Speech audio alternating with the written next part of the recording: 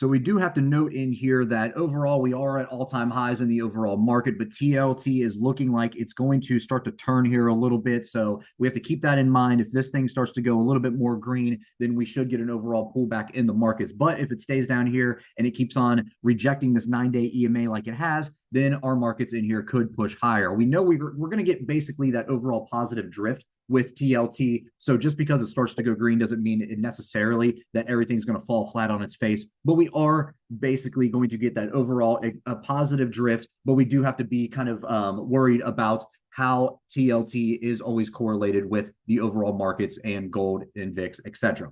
Now, as far as to the upside in here, we mentioned that 9-day EMA that's currently trading at that 88 mark. That's going to be a key level for us in here. Above there, you're looking at this 50-day SMA as well. You can see they both crossed under in here about 3 weeks ago. They're still tight in here, so we could get a crossover as early as this week. I know we're sitting on a shortened week, but that still could come. And that 50-day SMA is currently trading at 88.32.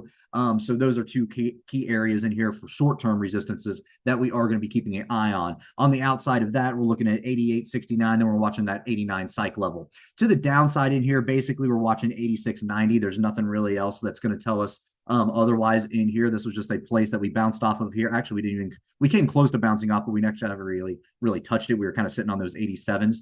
But that's going to be an area in here that once we do break, then we know that we are basically always going to hit all-time highs in here in the spiders. But for now, we're just kind of chilling down here in between this 86.90 and this 9-day EMA. We're going to see what happens coming up in here on a shortened week. But that $88 level is going to be key for us in here going forward, watching that 9-day EMA and always keeping an eye on how it's correlating with the overall markets currently. So that is what we're looking for in TLT. Now, as far as our IV rank in here goes, relatively low compared to itself. You have a 4 in here, not a whole lot of IV, 52-cent expected move being priced in by Wednesday's expiration, Friday's expiration, 67 cents. So not a whole lot of an expected move coming up in here. We don't really see big moves in TLT. And when we do, obviously the market goes along with it, or as far as makes a big move with it is what we mean.